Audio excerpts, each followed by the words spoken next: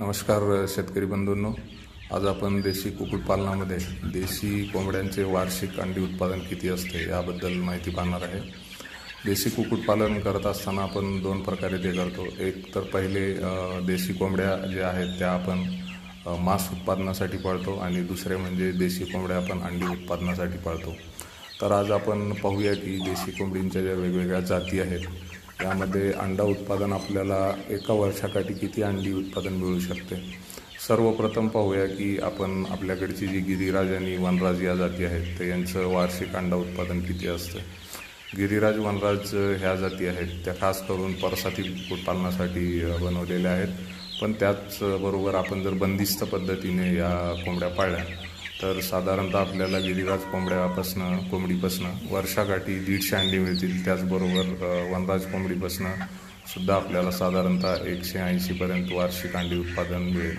त्याचबरोबर आपण या कोंबड्या जर परसात सोडल्या तर हे अंडी उत्पादन थोडं कमी होण्याची शक्यता असते, कारण आपण पाहतो की बंदिस्त कुक्कुटपालनामध्ये आपण चांगल्या कंपनीचे खाद्य यांना देतो, त्यामुळे अंडी उत्पादन थोडी वाढण्याची शक्यता असते। तसेच परसातील कुक्कुटपालन आपण जर या कोंबड्या घेऊन केले गिरिराज वनराज तर याचं उत्पादन साधारणतः 100 ते 120 अंड्यापर्यंत आपल्याला वर्षाकाठी मिळेल।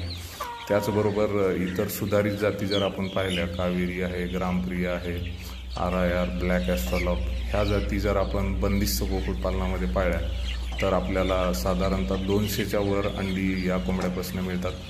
RIR सारखी जात आहे, ब्लॅक ॲस्ट्रॉलॉप सारखी जात आहे, तर या जातीमध्ये आपण पाहतो की 200पेक्षा खूप जास्त म्हणजे 230-250 पर्यंत अंडी आपल्याला वर्षाकाठी मिळतात। पण एक गोष्ट लक्षात ठेवणे गरजेचे आहे की जेव्हा आपण या कोंबड्या बंदिस्त कुक्कुटपालनामध्ये पाळतो त्यावेळेस आपल्याला यांना एका चांगल्या प्रतीचे लेअर खाद्य देणे जरुरी आहे, जेणेकरून हे अंडी उत्पादन आपल्याला मिळेल।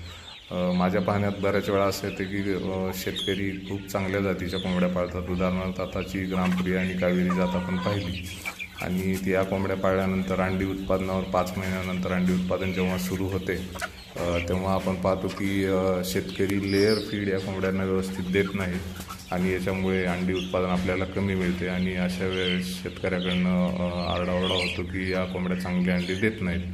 तर आपण हे एकदम डोक्यात ठेवणे गरजेचे आहे की अंडी उत्पादनासाठी आपण जर कोंबड्या पाळत असेल तर यांना चांगल्या प्रतीचे लेअर खाद्य देणे खूप गरजेचे आहे।